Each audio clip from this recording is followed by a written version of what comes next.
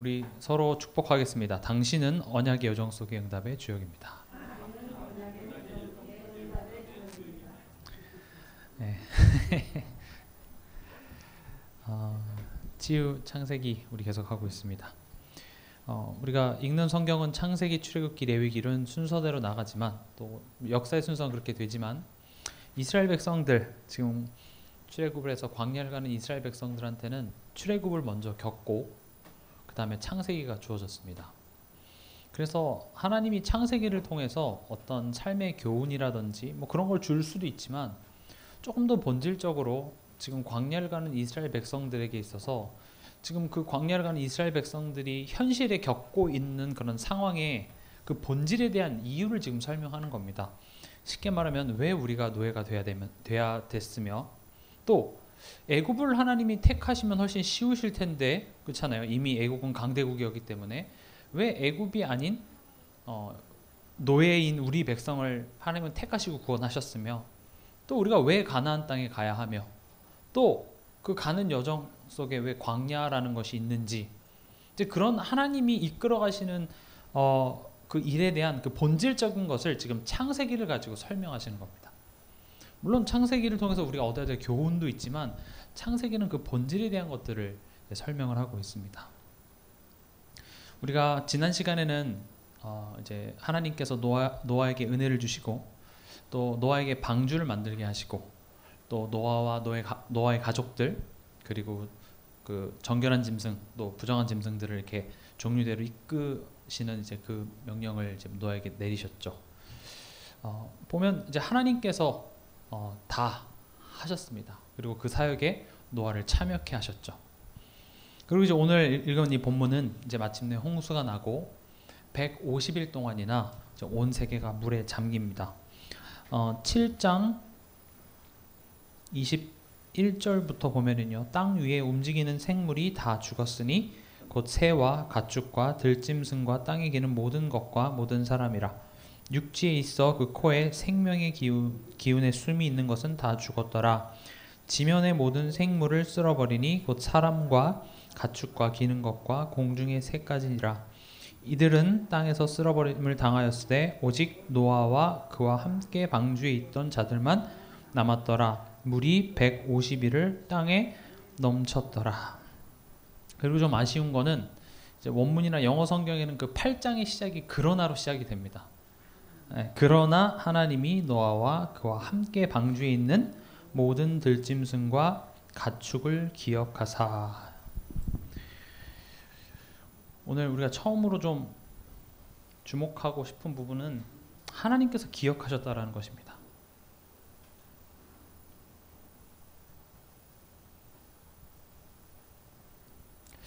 하나님이 기억하사, 이 말은요, 하나님이 다른 일을 하고 있다가 어이구 얘네 방주 있었지 깜빡해서 지금 기억했다는 차원이 아니라 우리를 돌보심, 또 우리를 책임지신다는 말입니다.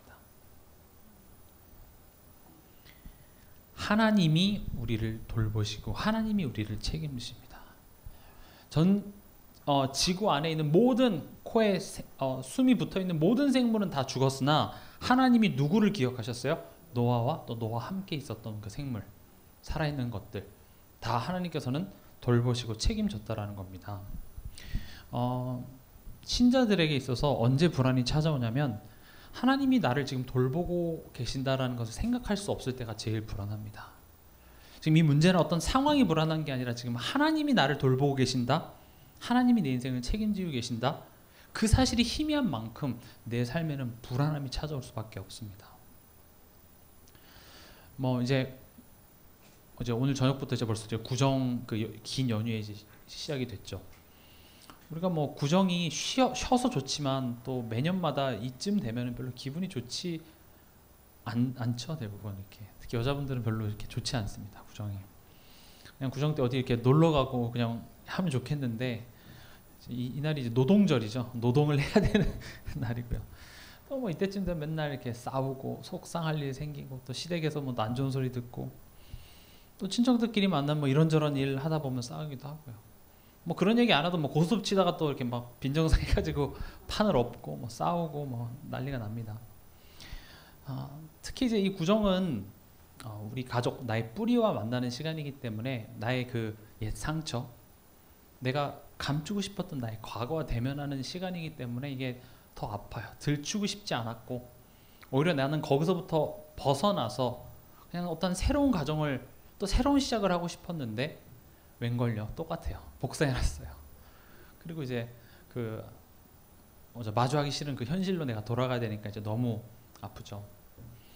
근데 이제 이런 나의 현실, 또 여전한 변하지 않는 이런 과거의 상처를 내가 대면할 때, 물론 뭐 그런 상황은 있을 수 있지만 이 상황 속에서 하나님이 나를 이끌고 돌보고 계신다? 이런 거를 생각할 수도 없음이 더 우리를 불안하게 만든다는 거죠. 차라리 모르면 상관없어요. 그냥 삶이 이런 거지 뭐 이렇게 체념하는 그런 불신자들이야 뭐 그렇다 치지만, 우리는 매주마다 듣는 게 뭐죠? 하나님이 우리를 책임지시고 인도하시고 뭐 모든 문제가 다 해결됐고 뭐 이제 이런 긍정적인 메시지를 많이 듣는데, 막상 우리의 현실에 돌아가서 이제 우리 현실과 대면하면 그 현실 속에서 하나님이 뭔가 이 상황 속에서 이끌어 나가신다? 이제 그런 것들을 생각할 수 없죠. 근데 이렇게 없고 끝나면 모르겠는데 거기서 이제 불안함이 시작이 되는 거죠. 걱정이 되고요. 소망이 보이질 않습니다. 그래서 한숨밖에 나오지 않는 것이죠. 그러나 오늘 이 본문에서는 얘기합니다. 아무것도 보이지 않고 아무런 응답도 없는 것 같아 보이는 그 순간에도 하나님께서는 말씀하십니다. 내가 너를 기억하고 있다는 거죠. 내가 너를 돌보고 있고 내가 너를 이끌고 있다고 말씀하십니다. 신앙생활은 그 하나님을 우리가 바라는 거고 그 하나님을 소망하는 겁니다. 근데 우리의 현실은 어때요? 불안한 납니다.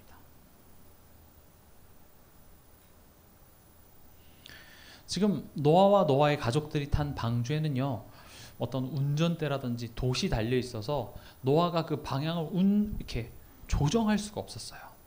그냥 애초에 하나님께서 그걸 디자인할 때 그런 걸 애초에 주시지 않은 것 같아요.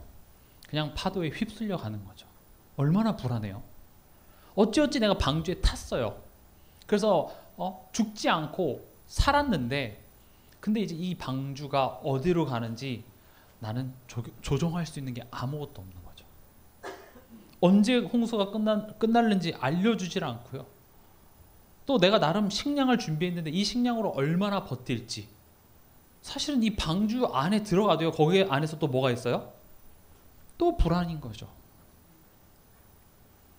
방주 안에 들어가면 다 끝난다, 방주 안에 들어가면 생명이 있고 방주가 다 끝냈다 이렇게 얘기했는데, 막상 방주 안에 들어가니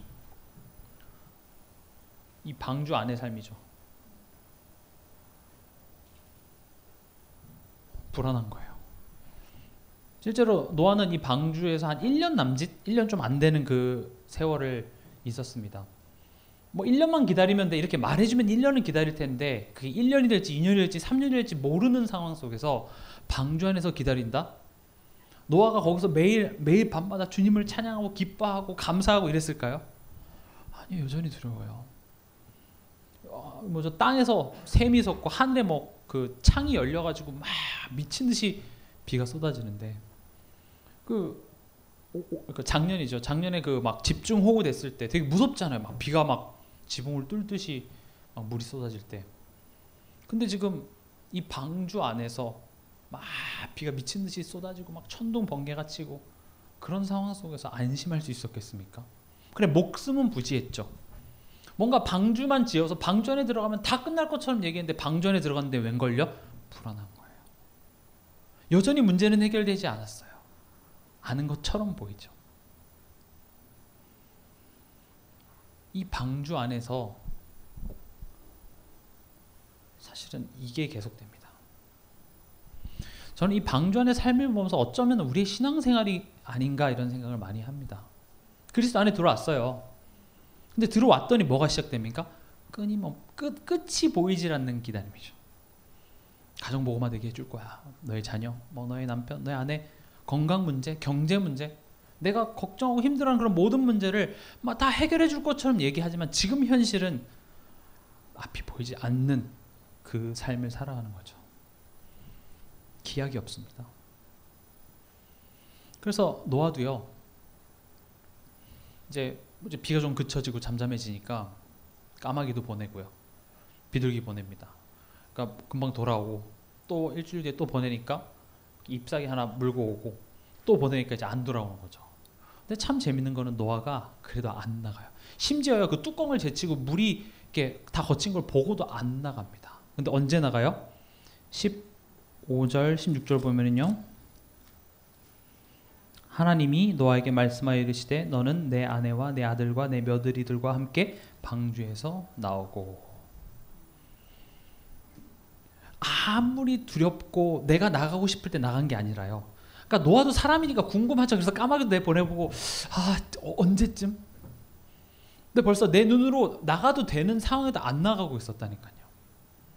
하나님의 말씀에 나가라고 할 때 하나님의 때를 기다린 거예요. 이번에 원단 메시지죠. 하나님의 시간표입니다. 하나님의 시간표를 보면 된다는 게 아니라, 저는요, 이 노아가 방주를 짓는, 나를 위하여 방주 짓는 그 여정이 만들어낸 응답이라고 생각합니다. 그 방주를 짓는 여정 가운데 노아가 얻은 응답이 뭐냐? 하나님의 말씀 앞에 내가 순종하게 되더라는 거죠. 하나님, 지금인 것 같은데요. 지금 내 행동을 하지 않으면 이 기회는 다시는 안 올 것 같은데요. 하나님의 말씀이 선포되어져 있지 않기 때문에 나오지 않았습니다. 물이 다 거치면 나가도 되잖아요. 허리쯤 정도만 오면 거기서 또 나가도 될 만할 텐데, 벌써 비둘기가 뭐 이렇게 잎사귀를 하나 물고 왔다라는 것은 벌써 나무가 자랐다라는 소리잖아요. 그럼 충분히 나가도 될 텐데 안 나갑니다. 심지어 내가 뚜껑을 열고 봤는데 물이 이제 없어진 걸 봤음에도 불구하고 안 나가요. 언제까지 기다립니까? 하나님이 나오라고 할 때까지요. 하나님의 때를 기다리는 것, 이걸 보고 신앙이라고 합니다. 이게 믿음이에요. 하나님의 때를 기다린다는 말이 사실은 그게 신뢰입니다. 여러분, 아무리 배가 고파도 쿠쿠가 맛있는 밥을 다 짓기 전에 열면 밥을 먹을 수가 없어요. 배고파 해도 열면 생쌀이에요. 언제까지 기다려야 돼요? 쿠쿠가 맛있는 밥을 완성했습니다. 쿠쿠 이렇게 해야 되잖아요. 제가 영국 시절에 제가 공용 키친을 썼어요. 그 학생 4명이랑 같이. 근데 친구들이 이제 그 밥솥을 알긴 알지만 그 말하는 밥솥을 보고 너무 깜짝 놀라는 거예요. 아니, 밥솥이 말을 해? 그러니까 이제 아시아권에서 온 사람들이 이제 밥을 먹는다는 걸 알아요. 그래서 이렇게 우리 옛날에 이렇게 보온 취사 이 두 버튼만 있는 이제 그런 밥솥이 이제 상용화돼 있는데, 근데 제 거는 말을 하잖아요. 쿠쿠. 그러니까 와, 역시 한국은 다르다면서. 안 그래도 그때 막 그 한류가 커가지고, 지금도 크지만, 야, 대단하다면서. 심지어 밥솥이 말하는 나라라고 하면서 엄청 막 놀라 그랬는데, 아무리 배가 고파도요, 때를 기다려야 됩니다. 언제요? 밥이 다 될 때까지 기다려야 돼요. 물론 이게 뜸 안 들이고 이렇게 먹으면 이렇게 좀 걸쭉한 밥을 먹을 수도 있겠지만 어쨌든 기다려야 된다는 거죠. 마치 그 뱃속에 있는 아기와도 같아요. 아기가 엄마 뱃속이 너무 답답해서 나 먼저 나갈래 하고 일주일만 먼저 나와도 안 돼요. 딱 그 기간을 채워야 돼요. 그 안에서 생명이 있지만 그 생명이 자라나서 성숙해져서 나와야 된다는 것이죠. 하나님은요, 노아에게 방주를 지으라 그랬습니다. 얼마나 걸릴지. 그런 기약 없는 기다림 속에서 하나님의 때를 기다리는, 이 기다릴 수 있다라는 게 인내하고 참으라는 것이 아니라 그 하나님을 신뢰하는 거거든요. 하나님이 성취하실 것이다. 하나님이 나를 위해 항상 선하고 좋은 최고, 차선이 아니라 최선의, 최고의 계획을 항상 가지고 그것을 성취하실 거라는 그 믿음이 결국 기다림이라는 실천으로 나오는 거거든요. 이번 주 강단 말씀을 제가 현장에서 이제 적용하면서 창세기 25장에 보면 이제 이삭이 리브가와 40세에 이제 결혼을 합니다. 그리고 이제 리브가가 아이를 낳지 못함으로 하나님께 기도했더니 아들을 줬다고 했는데, 아들을 받은 나이가 몇 세인 줄 압니까? 60세입니다. 그럼 얼마나 걸린 거예요? 20년이요. 자녀가 20년 동안 없었어요. 이삭이 19년 364일째 되는 날 밤에 기도했더니 그날 밤에 하나님 듣고 그 다음날에 이렇게 응답을 딱 해주셨을까요? 최소 20년은 기도를 한 거예요. 그딴 게 어디 있어요? 아니 후대가 중요한 거 아니에요? 차라리 기대치를 낮춰주면 상관없겠는데 하나님이 이삭 데리고 가서요. 들판에서 야 저 하늘 봐봐. 별 많지? 네 후손 저렇게 될 거야. 근데 20년을 안 줘요. 바다로 데리고 갑니다. 야 저 모래 많지? 저 모래알갱이 같이 너의 후손이 될 거야. 20년을 자녀를 안 줘요. 여러분 20년 한번 기다려 보시겠습니까? 언제 줄 거라는 기약도 없이 20년이에요. 성경은 그 20년 동안 하나님이 뭘 하셨다 구체적으로 나와 있진 않아요. 그러나 우리는 뭘 볼 수 있냐면 아들을 준 게 응답이 아니라 사실은 그 20년이 이삭에게는 응답이에요. 그 20년이 있었기 때문에 이삭은요 그 과정을 통해서 굉장한 성장을 합니다. 그래서 아이가 임신했는데 뱃속에서 아이가 싸우니까 뭐부터요? 의사한테 찾아가나요? 하나님께 간구를 합니다. 그때 중요한 말씀을 주시죠.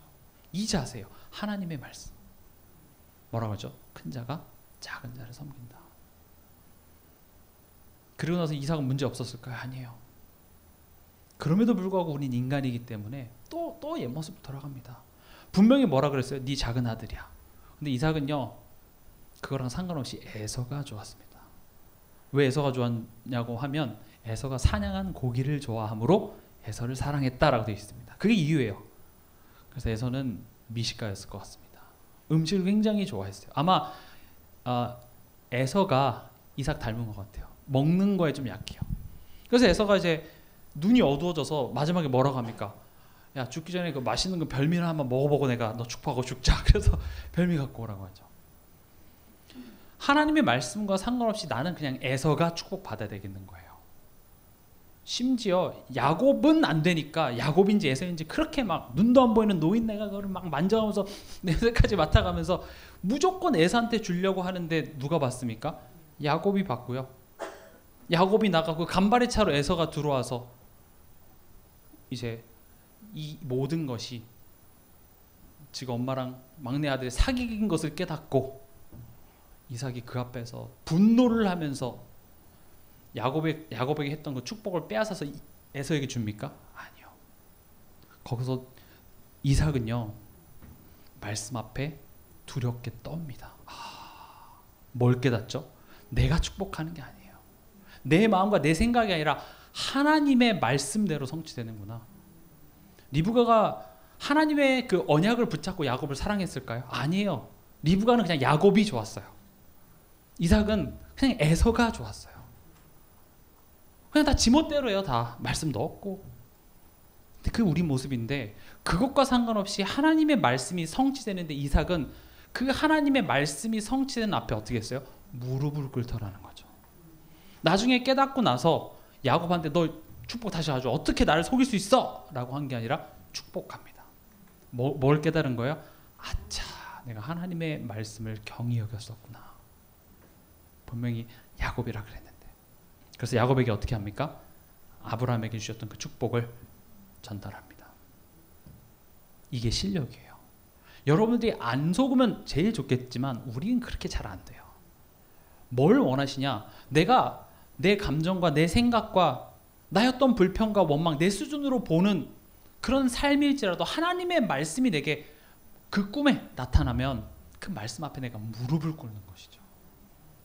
지금 노아가 뭘 잘한 게 아니라 그 나를 위하여 방주짓는 여정을 통해서 지금 어떤 자세가 길러진 거예요? 내가 나갈 수도 있는데 하나님의 말씀이 없으면 안 움직이는 거예요. 기다리는 거예요. 이게 하나님과의 관계가 회복됐다고 합니다. 내가 얼마나 기도를 횟수를 많이 하냐, 예배를 자주 드리냐, 물론 그런 것도 도움이 됩니다만은 본질적인 것은 결국 내가 예배를 많이 듣고 해도 그냥 듣고 다시 내 삶 속에서 그냥 내 생각대로 하는 게 아니라 그런 기다림이라는 과정을 통해서 하나님 뭐를 지금 만들어내냐면 말씀 앞에 순종이라는 걸 만들어낸다고요. 하나님과 우리와의 관계 회복은 그냥 느낌적인 관계 회복이 아니라 그 관계 회복의 열매는 반드시 순종이라는 걸로 나타나게 되어 있습니다. 복종해라가 아니라 하나님이 말씀하시고 그 말씀이 성취되는 걸 보니 내가 계획하고 내가 생각한 것보다 훨씬 대단하다는 걸 내가 겪어본 거죠.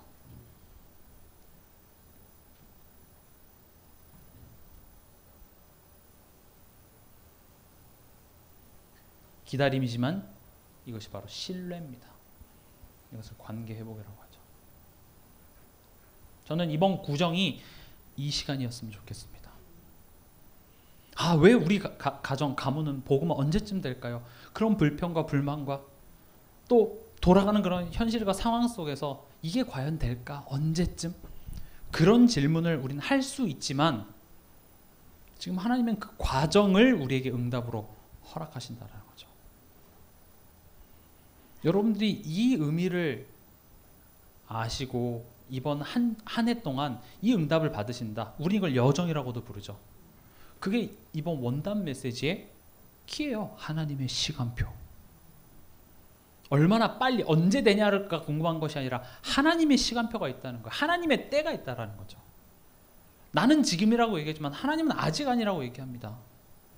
그럼 그 기다리는 과정 속에서 나를 그냥 인내하게 하고 끝나는 것이 아니라 그 기다리는 과정을 통해서 나를 치유하신다는 거죠. 나를 세우고 나를 회복하는 그 과정을 통해서 저번 시간에 방주도 얘기했잖아요. 내가 방주를 짓고 있는데 한 사람씩 모여져서 같이 도와서 방주를 짓는 게 그런 내용이 아니라 그냥 언제 이게 될지 모르고 딱 지었는데 비가 내리기 시작하는 그때 하나씩 내 때가 아닙니다. 하나님의 때예요. 우리가 많이들 착각하는 게 그럼 언제 하라고요? 근데 우리가 지금까지 살아온 우리의 경험을 봐도 여러분들이 계획하고 여러분들이 예상한 때에 모든 것이 착착착 이루어지던가요? 안 이루어진다고요. 그럼에도 불구하고 그냥 하나님의 때보다는 지금 당장 내가 원하는 이때에 뭔가 이렇게 좀 이루어졌으면 좋겠다는 거죠. 그러나 하나님이 야곱에게도 말씀하셨던 것처럼 내가 너에게 허락한 것을 다 이루기까진 너를 떠나지 않겠다고 말씀하십니다. 야곱이 그렇게 형이 자기를 죽이려고 해서 도망가는 그 길에 브엘세바에서 하란으로 가는 그 길에 뭐 할 수 있었던 게 뭐가 있었죠? 그냥 가다가 해가 지니까 돌을 베개 삼아서 거기서 자는 것밖에 할 수 없었어요. 거기서 하나님을 찾았나요? 아니에요. 기도했나요? 아니에요. 야곱은 하나님을 찾지 않았는데 누가 야곱에게 찾아옵니까? 하나님이 야곱에 찾아오시더라고요. 이게 은혜의 분자예요. 때로는 우리가 너무 힘들어서 믿음이고 뭐고 몰라요. 근데 하나님이 내게 찾아오세요. 내가 자니까 하나님이 꿈에 나타났다니까요. 참 너무 감동적이에요. 자니까 깼으면 이렇게 눈앞에 나타나시기도 하는데 자니까요. 꿈에 나타난다고요. 내가 힘들어하고 내가 한계에 맞아 있고 내가 도저히 뭐 할 수도 없는 그 상황 속에 하나님께서 꿈은 지금 우리로 말하면 말씀이라고 해석하면 정확합니다. 물론 하나님은 꿈으로도 역사하실 수 있지만 우리에게 주신 이 성경 66권이 완전하고 충분하기 때문에 굳이 꿈으로 역사할 필요는 없고요. 그러나 하나님은 꿈으로도 역사하실 수 있죠. 그러나 성경, 말씀으로 우리에게 말씀을 주십니다. 아는 내용이지만 내가 한계에 맞았을 때, 내 힘으로 아무것도 할 수 없을 때 내게 오셔서 말씀하십니다. 내가 일하고 있다. 내가 내게 허락한 것을 이루기까지 너를 떠나지 않겠다. 제가 이번 주 현장에서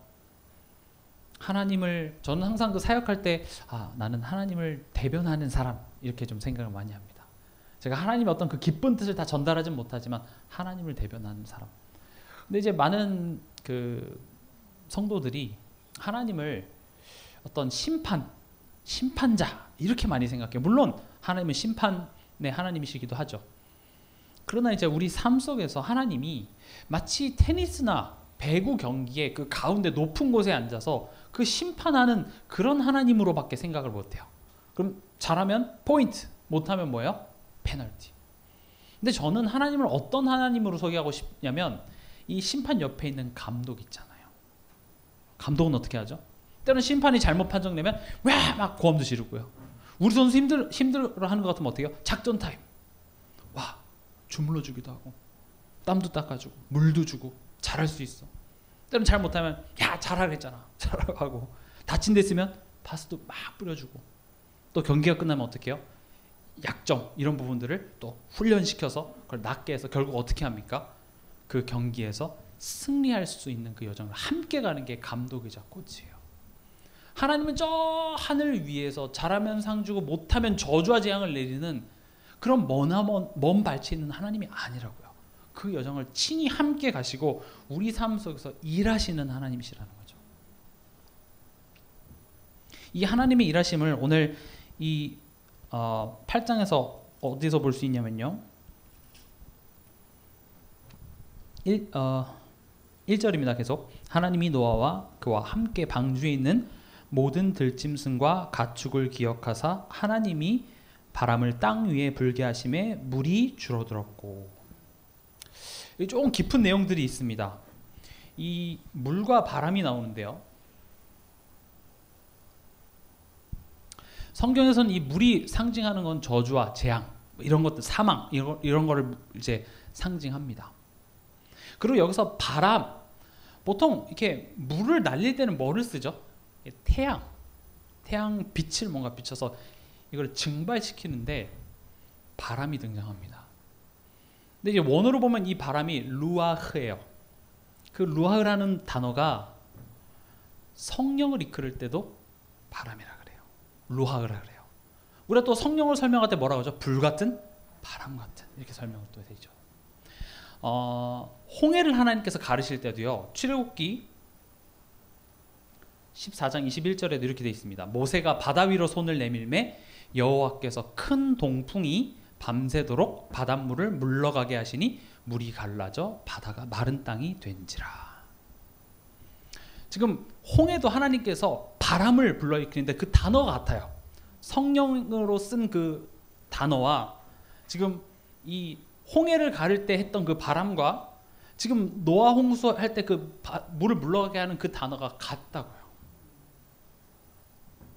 뭐 이렇게 복잡하게 생각할 필요 없이 지금 뭘 얘기하고 있냐면 이 물로 온 세상이 다 덮어진 걸 지금 누가 하나님께서는 지금 그 물을 없애고 계세요? 하나님께서 친히 하고 계신다고요. 그리고 8장 2절에 보면 깊음의 샘과 하늘의 창문이 닫히고 하늘에서 비가 그치매.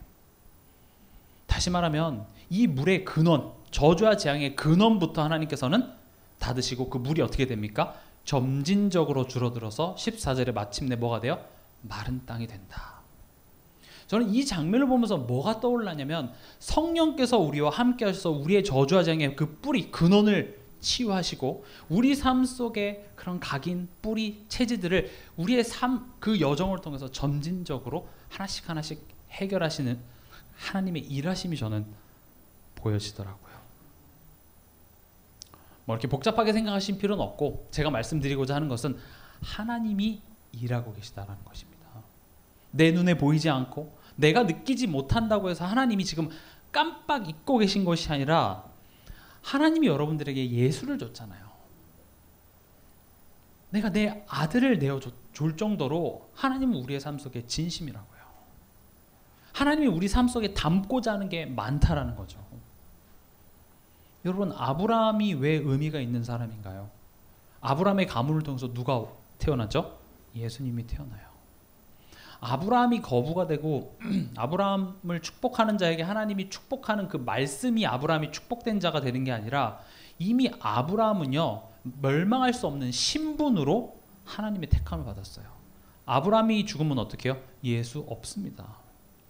그럴 일은 없겠죠. 그렇기 때문에 아브라함은 망할 수 없는 자가 돼버린 거예요. 기근이 와도요, 지진이 나도 그 세상에 어떤 힘센 사람이 와도 아브라함만큼은 이길 수가 없어요. 왜 그렇죠? 하나님이 아브라함의 인생에 뭘 담았어요? 메시아, 그 가문의 시작을 담아놨기 때문에 이미 아브라함은 엄청난 축복을 받고 이제 시작을 했는데 문제는 뭐냐면 아브라함이 그걸 모르는 거예요. 기근이 내려오니까 어떻게 해요? 굶어 죽을까봐 내려가고요. 그 내려가는 길에 혹 내 아내를 빼앗아 가려고 나를 죽이고 내 아내 뺏어갈까봐 아내를 누이로 하는 그런 모습들이 있었기 때문에 하나님께서는 아브라함에게 그런 기다림의 여정들을 허락하셔서 지금 너가 어떤 존재인지를 깨달으라고 말씀하십니다. 이삭도 마찬가지예요. 이삭도 아브라함과 별 다를 바 없이 똑같았어요. 야곱도 마찬가지고요. 만약 여러분들의 인생 속에 하나님께서 여러분들이 누리고 있는 이 복음을 누군가에 전달해야 될 하나님의 계획이 있다면, 그리고 하나님이 그걸 반드시 성취하실 하나님이라면 이미 여러분들은 망할 수가 없는 존재가 된 거예요. 내가 아무리 싫고 몸부림치고 해도 하나님은 반드시 여러분들을 그 자리로 어떻게든지 이끄시겠다라는 거죠. 그러나 거기에 가고 말고가 중요한 게 아니라 내가 얼마나 지금 존귀한 존재인지를 모르는 게 문제인 거죠. 하나님 지금 여러분들의 삶 속에 하나님의 계획을 담아놨다고요. 그리스도를 담아놨어요. 우리 그게 그렇게 크게 와닿지가 않기 때문에 하나님께서는 그렇죠, 노아에게 방주를 지으라 그랬고요. 이삭에게는 20년의 시간이 기다림의 시간들이 있었고요. 야곱에게는 그냥 엄마 사랑 받으면서 저 브엘세바에 잘 살면 되는데 굳이 또 형이 죽이려고 해가지고 삼촌 집에 가서 개고생을 하다가 이제 끝판왕 누가 기다리고 있어요? 형이 딱 기다리고 있고, 그런 여정들을 허락하셨다고요.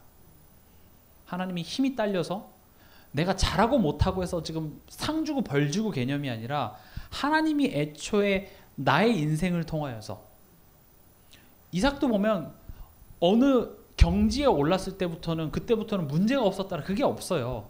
예수께서 오시는 날까지 우리는 계속 지어져 가고 완성되어져 갑니다. 언제 비로소 완성되죠? 예수의 날이에요. 중요한 건 그 여정을 통하여서 하나님 우리를 지금 계속 만들어 가신다니까요. 그러나 그냥 그런 내가 때로는 하나님의 계획이 믿어지지가 않고 언제쯤 될까 그런 원망하고 불평해서 나의 그 몸부림 속에 이 빛이 하나 툭 삐져나와서 또 누군가에게 복음이 비춰지고 내가 가는 곳에 흑암이 꺾이고 그런 일들이 벌어진다니까요. 지금 사도행전 같은 경우 보면 그 인물 한 사람 한 사람이 뭔가 어떤 대단한 경지에 올랐기 때문에 하나님이 그렇게 쓰셨다고 얘기하나요? 아니에요. 심지어 우리가 그렇게 높이 치는 사도 바울도 그 선교, 전도의 여정 속에서 계속 매일매일 새로워집니다. 바울도 말하잖아요. 나는 날마다 죽노라. 우리는 완성되어져 가는 과정입니다. 그러나 하나님께서 이미, 그리고 하나님께서 완성하실 거기 때문에 우린 그걸 완성됐다고 믿고 가는 거예요. 왜냐면 하나님이 성취하실 거기 때문에 의심할 여지가 없어요. 그건 이미 된 거나 다름없어요. 그러나 됐지만 또 그 되는 과정을 하나님께서는 지금 함께 가시니 그 과정을 내가 잘하면 복받고 못하면 축복받는 것이 아니라 가는 거예요. 믿음으로. 왜냐? 내가 얼마나 방주 안의 동물들을 잘 하느냐가 아니라 그냥 하나님이 하라고 하니까 갔는데 하나님이 다 하시는 걸 보는 거죠.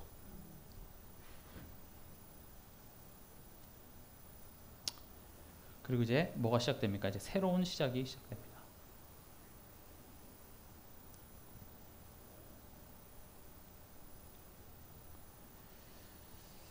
17절에서 19절에 보면 너와 함께한 모든 혈육 있는 생물 곧 새와 가축과 땅에 기는 모든 것을 다 이끌어내라. 이것들이 땅에서 생육하고 땅에서 번성하리라 하심에 노아가 그 아들들과 그 아내와 그 며느리들과 함께 나왔고 땅 위에 동물 곧 모든 짐승과 모든 기는 것과 모든 새도 그 종류대로 방주에서 나왔더라.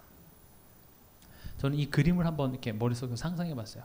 방주 안에서 생명이 나옵니다. 방주가 뭐죠? 그리스도 안에서요. 그리스도 안에서 새 생명이 나오는 거예요. 노아도 나오고요. 노아의 가족도 나오고. 하나님 말씀하시잖아요. 17절에 아담과 하와에게 했던 그 축복이 여기서 또 시작이 되죠. 17절에 보면 다 이끌어내라. 이것들이 땅에서 생육하고 땅에서 번성하라 하시매. 죄인 되었던 우리에게 있어서는 죄인이 죄인을 낳는 그 저주의 양상이었지만 이제 그리스도 안에서 새로운 삶이 시작되는 것입니다. 방주에서 나오는 이 모습을 한번 그려보시는 거죠. 그리스도 안에서 나오는 거예요. 우린 그리스도 안에서 다시 태어난 거예요. 네피림 그 시대의 재앙 속에 은혜 입은 자가 그 그리스도 안에서 이제는 새로운 삶, 새로운 시대 다스리고 정복하고 우리가 밟는 땅마다 이 그리스도의 빛을 비추고 지역과 현장의 빛의 파수꾼으로 생명을 전하는 그런 새로운 삶이 시작된 것입니다. 그걸 고린도후서는 뭐라고 얘기하고 있습니까? 우리 한번 찾아볼까요? 고린도후서 5장 17절 18절입니다.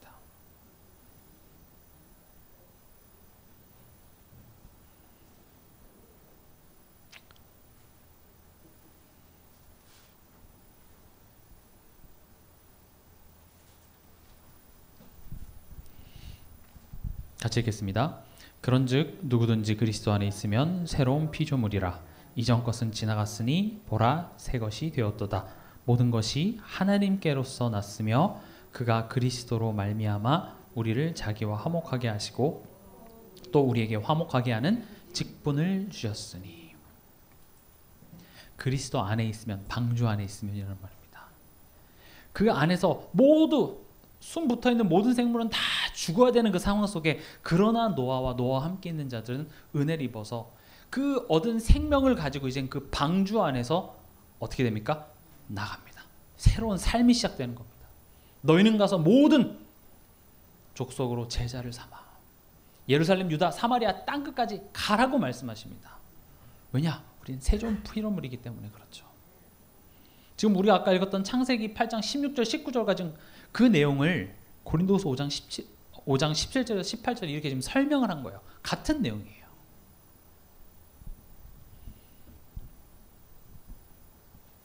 그리고 노아가 방주에서 나와서 20절에 노아가 여호와께 제단을 쌓고 모든 정결한 짐승과 모든 정결한 새 중에서 제물을 취하여 번제로 제단에 드렸더니. 노아가 방주에서 나와서요, 먹을 것을 찾거나 집을 짓거나 한 게 아니라 뭐부터 했어요? 제단을 쌓았습니다. 제단을 쌓았다는 것이 앞으로 여기서 제단 해야지 않으니까 피제사를 드렸다는 말입니다. 그리스도 안에서 새로운 시작을 한 거예요. 우리에게 있어서 매일매일이 그 그리스도 앞에서 시작이 돼야 됩니다. 고린도후서 4장 10절에서 11절에 보면 우리가 항상 예수의 죽음을 몸에 짊어짐은 예수의 생명이 또한 우리 몸에 나타나게 하려 함이라. 우리 살아있는 자가 항상 예수를 위하여 죽음에 넘겨짐은 예수의 생명이 또한 우리 죽을 육체에 나타나게 하려 함이라. 제가 이제 설명을 해볼게요. 왜 노아가 방주에서 나오자마자 집을 짓는다든지 먹는 것을 찾는 걸 하지 않고 제단부터 왜 쌓았냐 하면, 홍수는 죄를 없애지 못합니다. 홍수는요, 그 죄에 대한 열매를 쓸어버린 일이만 있지 홍수는 죄를 없애지 못해요. 죄는 무엇으로만 없앨 수 있죠? 죽음입니다. 피입니다. 누구의 죽음이요? 인간의 죽음 말고요. 죄 없으신 예수 그리스도의 죽음으로만 가능하다라는 거죠. 그래서 21절에 하나님이 먼저 제사를 지내니까 하나님 뭐라고 하시죠? 21절에 여호와께서 그 향기를 받으시고 그 중심에 이르시되 내가 다시는 사람으로 말미암아 땅을 저주하지 아니하리니 이는 사람의 마음이 계획하는 바가 어려서부터 악함이라. 내가 전에 행한 것 같이 모든 생물을 다시 멸하지 아니하리니. 이 말이 무슨 말이냐면 홍수로는 죄 문제 해결 안 되는 거예요. 여자의 후손이어야 돼요. 죄 없는 자가 죽어야만 한다는 거죠. 지금 노아는 알았어요. 이게 지금 단순히 하나님 말 안 들어갖고 홍수로 지금 멸망했다, 지금 이런 차원이 아니라 죄 문제인 거예요. 그리고 노아도 홍수에서 살아남았지만 여전히 노아는 뭐예요? 구원이 필요한 죄인이라고요. 그래서 노아는 뭘 깨닫는 거예요? 내가 방주에 있어서 내가 살았던 것처럼 내 인생에 지금 뭐가 필요하다고 고백하는 거예요? 그리스도가 필요하다고 고백하는 것이죠. 또 재밌는 게 뭐냐면 20절에 보면 정결한 짐승과 모든 정결한 새 중에서 제물을 취하여 번제로 제단에 드렸더니. 저는 이 구절을 읽으면서 전 옛날에 그런 생각을 했거든요. 왜 방주에 정결한 짐승만 태우지 왜 부정한 짐승을 태웠을까? 아니, 죽이는 김에 부정한 짐승 다 죽여버리면 되잖아요. 근데 전 이걸 딱 읽고 그렇구나. 오히려요, 부정한 짐승을 위해서 정결한 짐승을 태웠어요. 정결한 짐승이 대신 죽어야만 해요. 여기서 말하는 부정한 짐승은요, 그 짐승도 말하지만 우리도 포함돼요. 죄 없으신 예수 그리스도가 대신 죽어야만 한다는 거죠.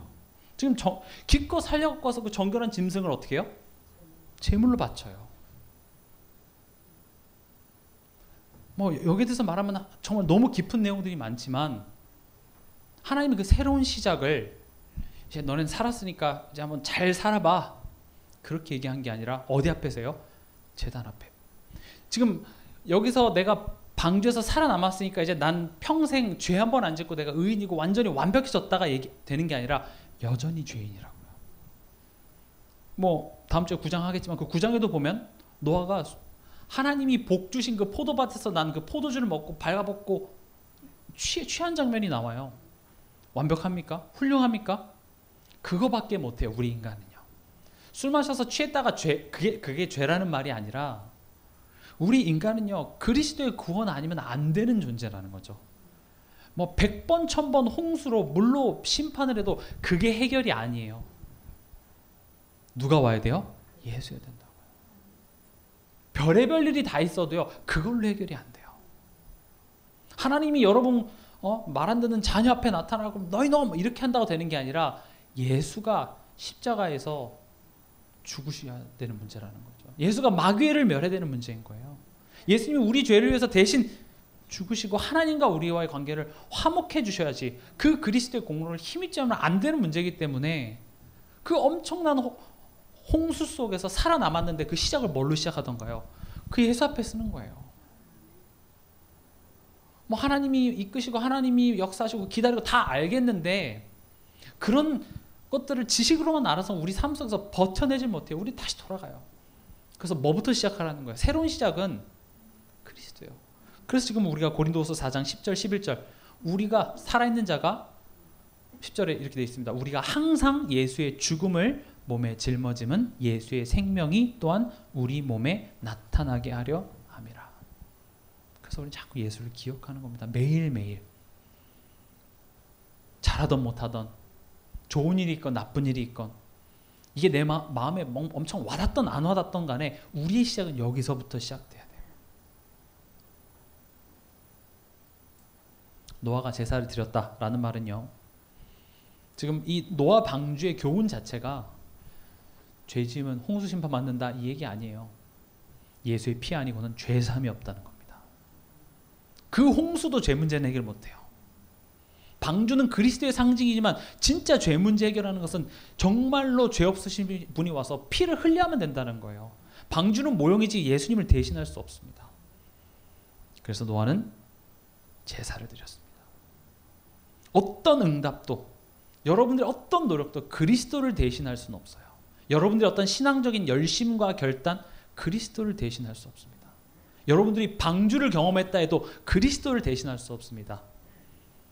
어떤 하나님에 대한 좋은 설명과 그런 신실함과 열심과 거룩함이 그리스도를 대신할 수 없다고요.